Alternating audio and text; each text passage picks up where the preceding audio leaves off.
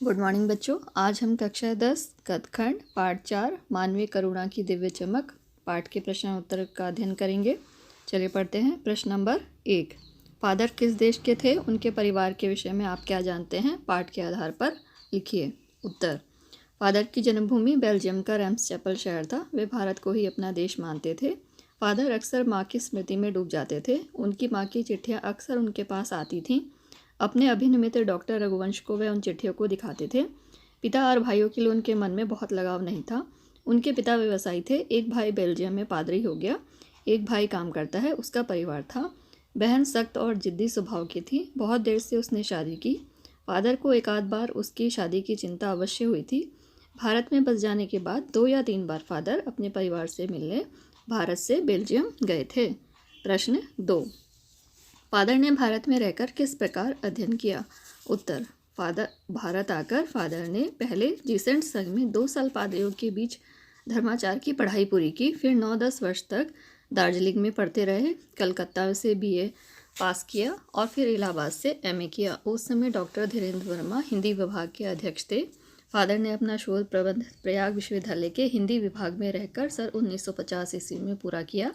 रामकथा, उत्पत्ति और विकास, परिमल में उसके अध्याय पढ़े गए थे। फादर ने मातरलिंग के प्रसिद्ध नाटक ब्लू बर्ड का रूपांतर भी नील पंछी के नाम से किया था। कालांतर में Father Saint Xavier's college Ranchi में हिंदी तथा संस्कृत विभाग के विभागाध्यक्ष हो गए और यही उन्होंने अपना प्रसिद्ध अंग्रेजी हिंदी कोश तैयार किया। उन्होंने बाइबिल का भी अनुवाद किया। प्रश्न 3, फादर बुल्के की माँ ने बचपन में ही घोषित कर दिया था कि लड़का हाथ से गया। इस कथन पर टिप्पणी लिखिए। उत्तर, फादर बुल्के आध्यात्मिक प्रवृत्ति के व्यक्ति थे। उनकी माँ ने आध्यात्म के प्रति फादर बुल्के के लगाव को देखकर बचपन में ही घोषित कर दिया था कि लड़का हाथ से गया और सचमुच इंजीनियरिंग की पढ़ाई छोड़कर फादर सन्यासी हो गए। एक माँ अपने बालक की आदतों को देख समझकर निश्चित ही उसके भविष्य का अनुमान लगा लेती है। ऐसा ही फादर बुल्के के साथ भी हुआ। प्रश्न 4, मानवीय करुणा की दिव्य चमक में लेखक ने क्या विचार प्रकट किए हैं। उत्तर, प्रस्तुत संस्मरण में लेखक सर्वेश्वर दयाल सक्सेना ने फादर कामिल बुल्के के व्यक्तित्व और कृतित्व का भावपूर्ण विवेचन किया है।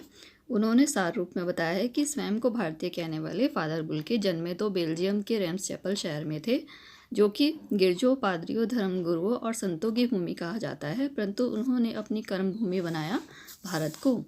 फादर बुल्के एक सन्यासी थे, परंतु पारंपरिक अर्थ में वे सन्यासी नहीं थे। सर्वेश्वर दयाल सक्सेना का फादर बुल्के से अंतरंग संबंध था, जिसकी झलक हमें उनके संस्मरण में स्पष्ट दिखाई देती है।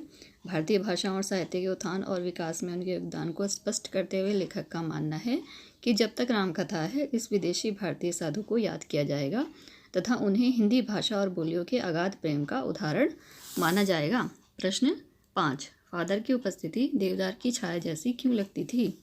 उत्तर, देवदार हिमालय पर 6000 फुट से 8000 फुट तक की ऊंचाई पर पाया जाने वाला एक बहुत बड़ा पेड़ होता है। इसकी लकड़ी सुंदर, हल्की और सुगंधित होती है। यह अपनी मजबूती के लिए प्रसिद्ध है। इसमें घुन नहीं लगता है।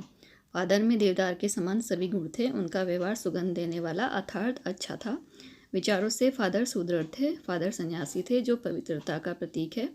इन सब कारणों से फादर की उपस्थिति लेखक को देवदार की छाया जैसी लगती थी। प्रश्न 6, फादर बुल्के भारतीय संस्कृति के अभिन्न अंग है, किस आधार पर ऐसा कहा जा सकता है।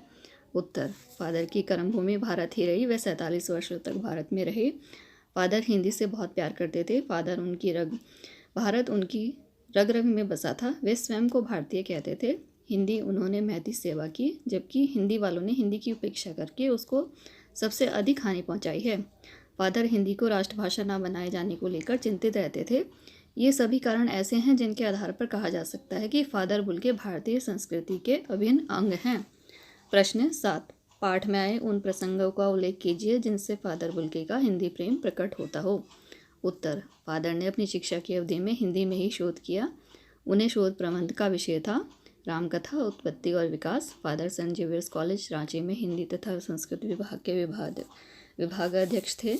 फादर ने अंग्रेजी हिंदी कोश तैयार किया था। बाइबिल का हिंदी में अनुवाद किया था। फादर हिंदी को राष्ट्रभाषा बनाने के पक्षधर थे। वे प्रत्येक मंच से इस विषय में अपनी चिंता प्रकट करते रहते थे। इन सभी प्रसंगों से स्पष्ट होता है कि फादर को हिंदी से बहुत प्रेम था। प्रश्न 8, लेखक ने फादर बुल्के को मानवीय करुणा की दिव्य चमक क्यों कहा है? उत्तर, फादर ने अपने संपूर्ण जीवन में मानव की सेवा की। प्रत्येक से उसके घर परिवार के बारे में, उसकी व्यक्तिगत दुख तकलीफ के बारे में पूछना फादर का स्वभाव था। बड़े से बड़े दुख में उनके मुख से सांत्वना के जादू भरे 2 शब्द सुनना व्यक्ति को ऐसी रोशनी से भर देता था जो किसी गहरी तपस्या से जन्मती है। इसी कारण लेखक ने फादर बुल्के को मानवीय करुणा की दिव्य चमक कहा है। प्रश्न 9, फादर बुल्के के जीवन प्रसंग से आपको क्या प्रेरणा मिलती है? संक्षेप में लिखिए।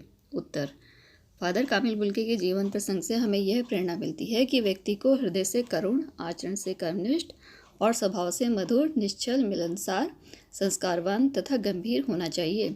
जिस व्यक्ति में ये सभी गुण विद्यमान होते हैं वह नश्वर शरीर के नष्ट हो जाने के बाद भी अपने यश शरीर से अमर हो जाता है।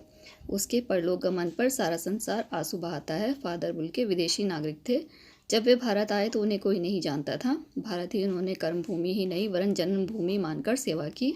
यहाँ की सभ्यता संस्कृति को जाना समझा और उसके विकास में ऐसा योगदान किया कि भारतीय इतिहास में ऐसा मील का पत्थर बनकर प्रतिष्ठित हो गए कि जो भी भारतीय संस्कृति का उपासक, मानवता का सेवक उधर से गुजरा, उनके दिशा निर्देश को संकेत पाकर निहाल हो गया।